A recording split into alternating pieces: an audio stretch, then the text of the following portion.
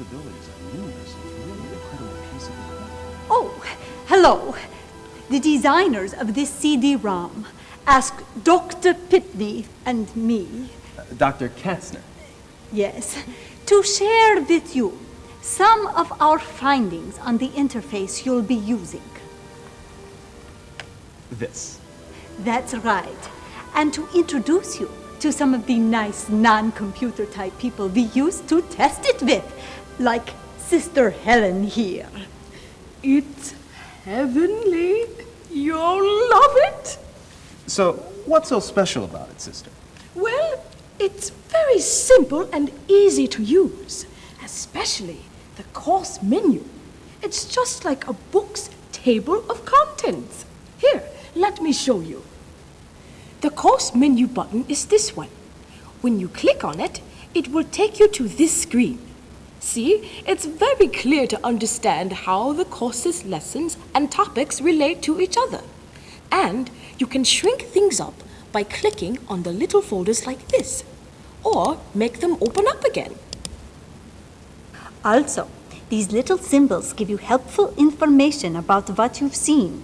The blue check mark or study path indicator, where you left off last, the little book called the bookmark, and an indicator to show that you've set a flagget, the little red flag.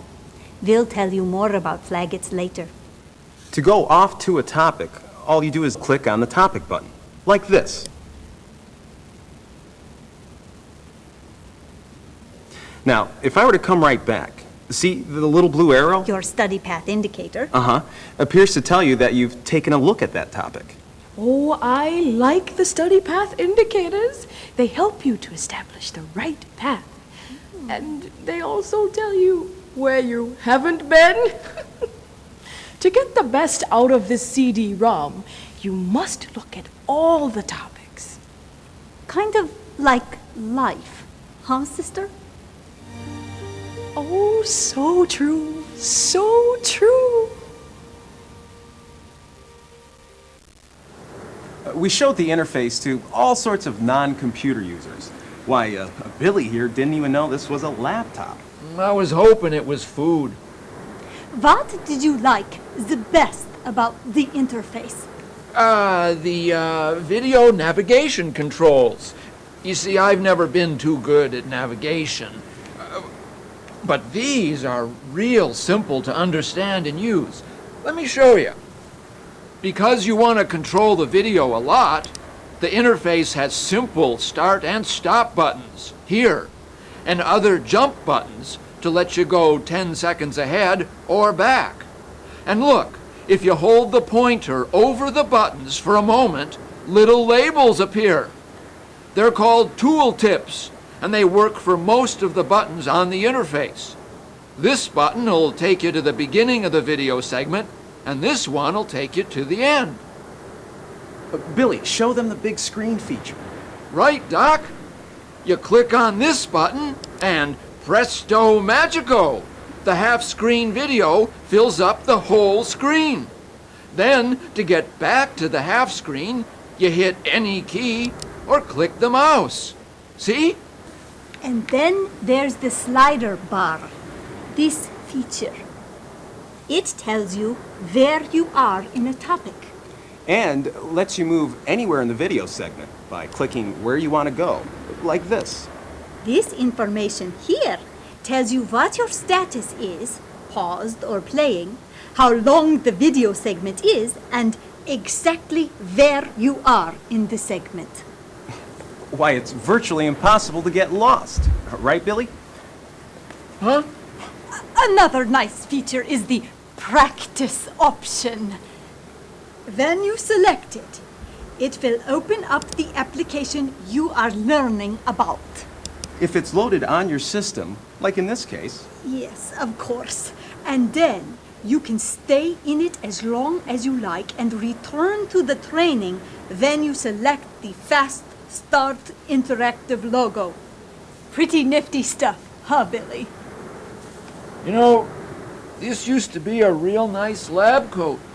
Kind of like yours.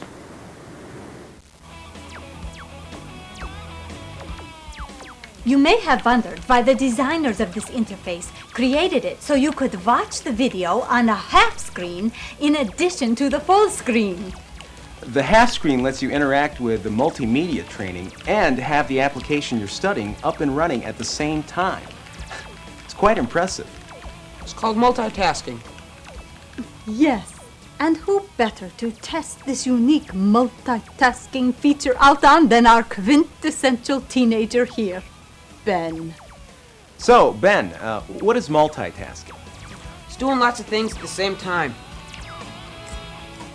Did the half screen feature work well for you? Yeah, it was cool. What he liked was the fact that you can be watching and interacting with the half-screen video and at the same time be in the actual software application. See? You can follow along and then stop at any time and try out what you've just seen in the real software. It's good stuff. I like it. He likes it. Yo! Hang on, science-type dudes! Believe it or not, we thought the best way to test out the information surfing feature of the interface was to find a real surfer. Theo here. Whoa! Theo! Baby! What did you think of the surfing feature? Hey, let's not be cryptic here, research ones. You mean the search feature? Yes, this button with the cute binoculars on it. Yeah. When you click on it, the search dialog box appears. It works like an electronic index. You can scroll down to the item you want to go to, or type the word in. Then you can select the Go To button. And zing, zap, poke, off you go to the subject you've selected. Something you might want to keep in mind when using the search feature is to invoke the flag it option. Invoke? That's computer ease for use. It works like this. No matter where you are in a topic, if you select the flag it button, the computer will remember exactly where you are. Then if you want to go search for something and go off to another topic, you can always return to where you were by going to the course menu and selecting the little red flag. Neat, huh? Yeah, I'm stoked. Yes! Watch out! And finally, we tested the interface on future masters of computer technology, a vibrant team of Pinecone Scouts. What do you think of the interface, Scouts? What enthusiasm! You know, the Scouts really put the interface through its paces because, as you know, kids this age, they're always so curious. Why is the sky blue? Why does my brother stay in the bathroom so long? Is Madonna a pine cone? Oh, yes. Very, very curious indeed. You told us that they wanted to know about logging in at the beginning. Oh, yes. That's when you're asked this question. Have you used this learning program before? If you're coming into it for the first time, you would answer no. Then the interface asks you to create a new user ID. Just type in your name and click on OK or hit return. Now the computer will keep a record of all the places you've been and will update it each time you use the CD-ROM.